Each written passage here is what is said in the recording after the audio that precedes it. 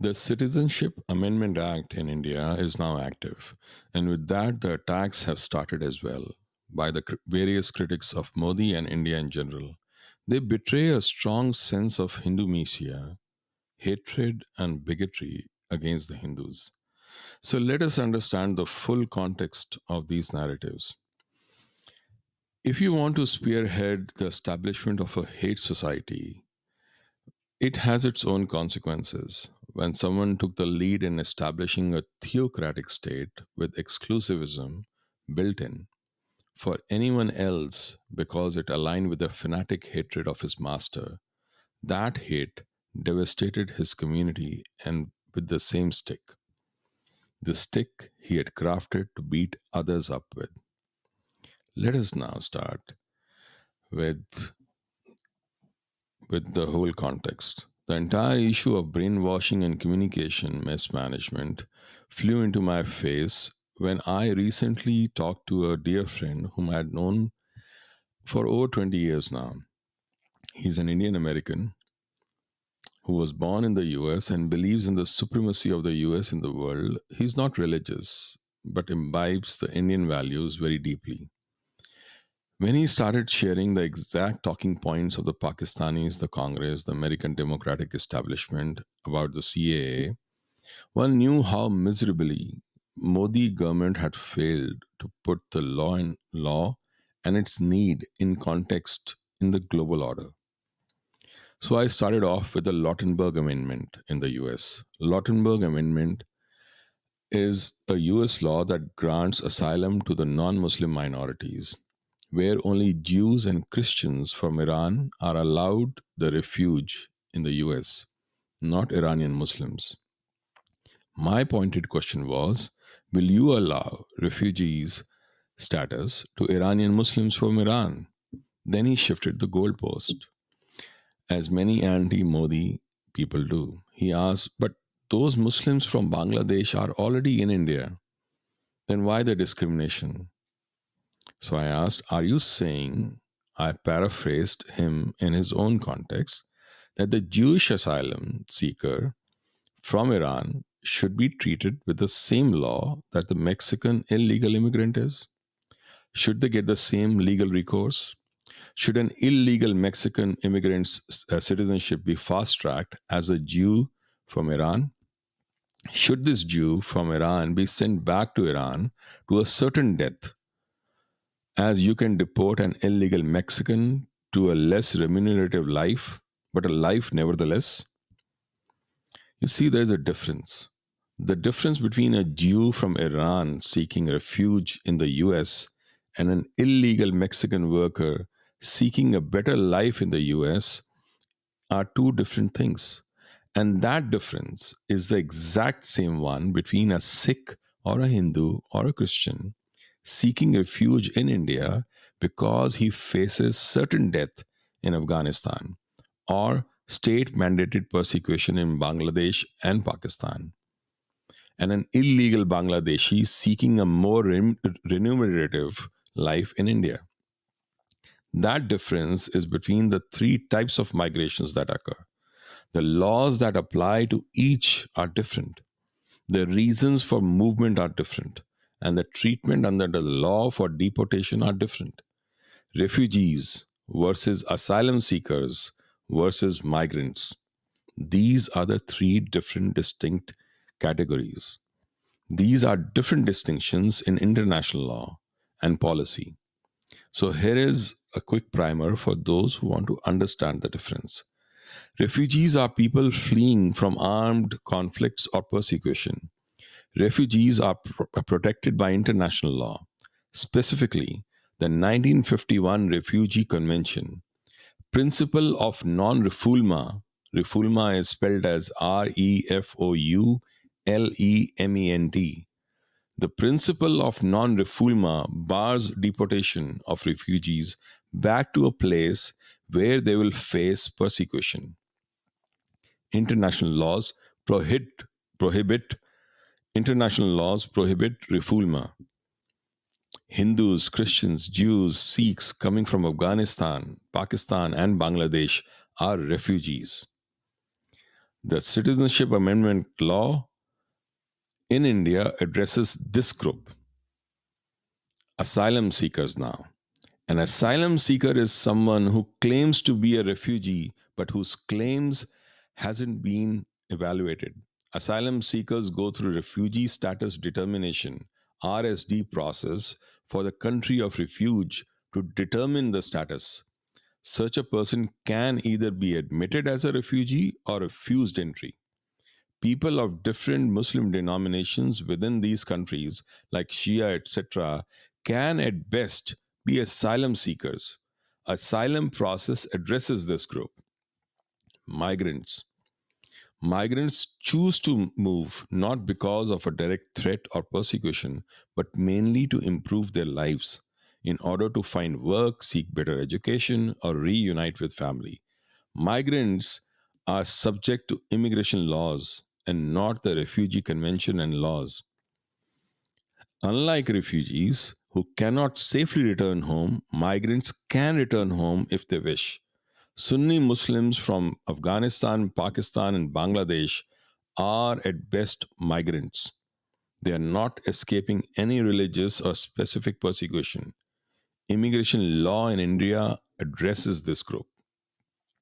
Two groups of the so called persecuted Muslims is always put forth as an argument against the Citizenship Amendment Act. Let us understand their deeds fully. These two groups are Rohingyas and the Ahmadis. Let's first understand who the Rohingyas are and what they have done. It is important to remember that Rohingyas have been responsible for multiple attacks and massacres of Hindus in the Rakhine state of Myanmar. As per the Amnesty International, hundreds of Hindus were killed in such attacks. Here is some information taken from Amnesty International's report. A Rohingya armed group, Arakan Rohingya Salvation Army, ARSA, brandishing guns and swords, killed around 100 people in Myanmar's Rakhine state. They carried at least one massacre, one large massacre, and probably more. For example, on August 25th, 2017, in village Anok, Mong Sek, they robbed, bound, blindfolded Hindus and marched them to the outskirts. They separated men, women, and children. Then they shot Hindus execution style, starting with men. That's the deed of the Rohingyas. It is almost like saying that the Nazis should be allowed refuge in Israel. Now let us understand the Ahmadis. They have a glorious history of Hindu hatred. Mirza Ghulam Ahmad was the founder of the Ahmadiyya religion, which they say is nothing but Islam, whereas the Sunni Muslims call Ahmadiyyas as non Muslim. Now, this gentleman, Mirza Ghulam Ahmad, had written a poem titled Arya Dharm, Hindu or Arya religion, which used Mahabharata as a basis for its venom and hate filled poetry. Here is an excerpt. To get adultery secretly is the big ritual of Aryans. Their men deserve to be burnt. Their wife is the wife of everyone. My, what a religion, what a faith, in which prostitution is obligatory. He is found of others' ladies. Everyone is a hunter. To ask for sperm from other men, it is a great wickedness and evil act. She sleeps with other man. She is not the wife, but a prostitute. He had a terrible relationship with the Arya Samaj group as well, as they would debate and defeat him on every equation repeatedly. In 1986, he debated Lala Murlidhar of Arya Samaj and lost. His immediate response was call for another debate, for which he faced another humiliation. He then announced rupees 500 award to any Arya Samaj scholar who would debate him and refute his claims. Pandit Lekhram accepted this. Mirza Ghulam Ahmad faced another defeat. The defeat baffled him so much that he came up with a prophecy regarding Lekhram's death. Pandit Lekhram was finally killed in 1897 by an Ahmadiyya. Mirza Ghulam was very quite abusive when it came to the Hindus. Here are a few of the instances. The stupid and illiterate and evil, he used the word kamina, natured certain Aryans. This he wrote in Nuzul e Masih on page 6th. And then he writes, for these people, the Aryans, to lie is mother's milk. They are Satans, not humans. This is Nuzul e Masih, page 11. Thus, O Aryans, O impious and stone hearted nation, he is a first class, wicked natured, and impious natured. Tatama Hakikatul Wahi, page 156. Oh, stupid Aryans, go and jump into some well and kill yourself. Page 62.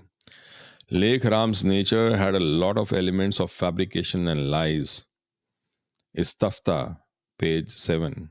This useless, nalayak Hindu was the same person who boasted to be a Pandit and remembered Baba Sahib with words like stupid and backward. And how evil this nature is that for the pious people, bad words are blurted out immediately. Thus, no good person considered him a good man. Sat Bachan, page 6.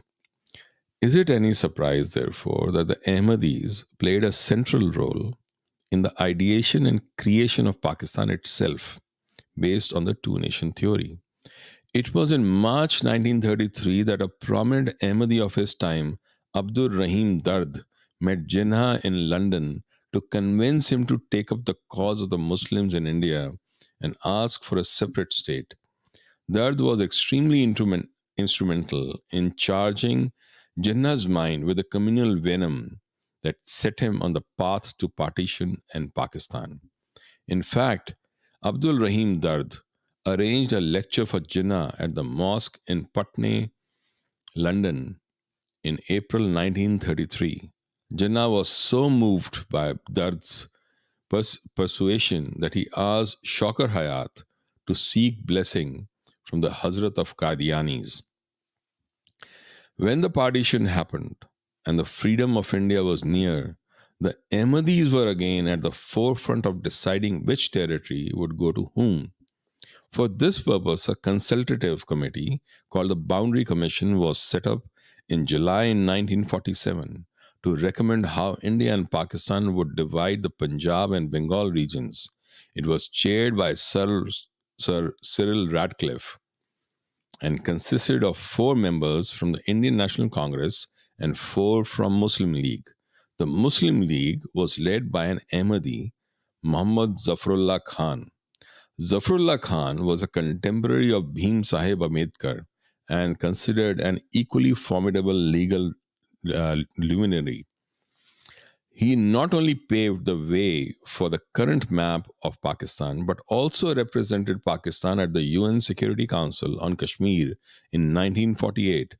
He was a vice president of the International Court of Justice at The Hague during 1958 and 1961, president of the UN General Assembly in 1962, and the president of the International Court of Justice at The Hague in 1970 to 73. In 1949, when the Objectives Resolution was passed by the Constituent Assembly, which laid the foundation principles of Pakistan's constitution, Muhammad Zafarullah Khan, the architect of Pakistan's constitution, ensured that Islam and its principles, not secularism or progressive ideals, was the foundation of Pakistan's constitution. This resolution clearly stated that Islam will be supreme in Pakistan in terms of law and constitutional supremacy. There were 8 main principles that defined the Pakistani constitution. Let us just go through the first 3 or 4.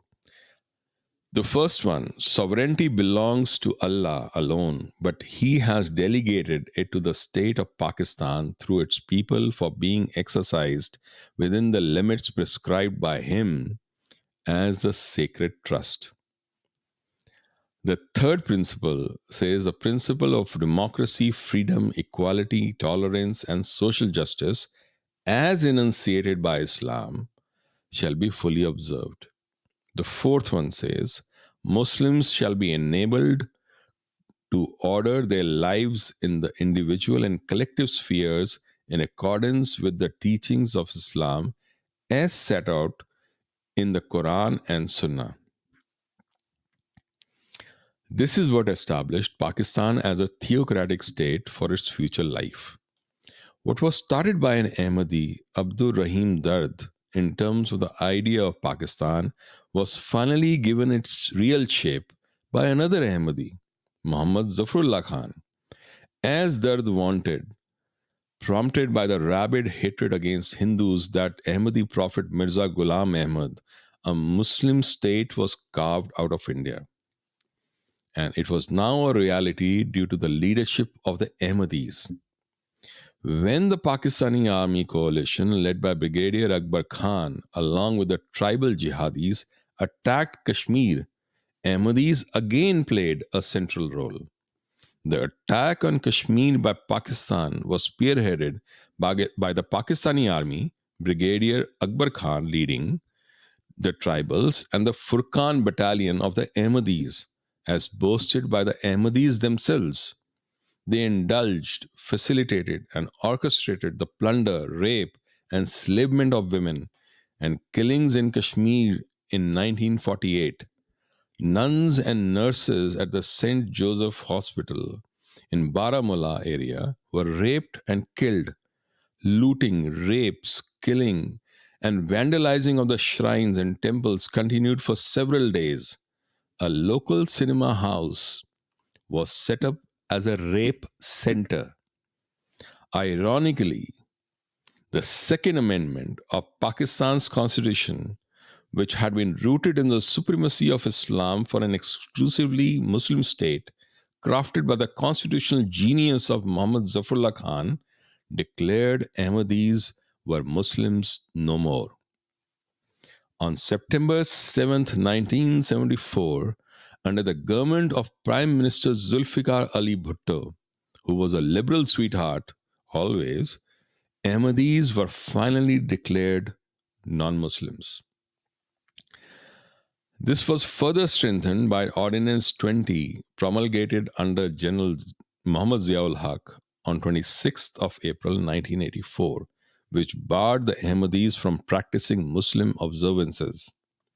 The ordinance resulted in an amendment to the Pakistani Penal Code to add sections 298B and 298C.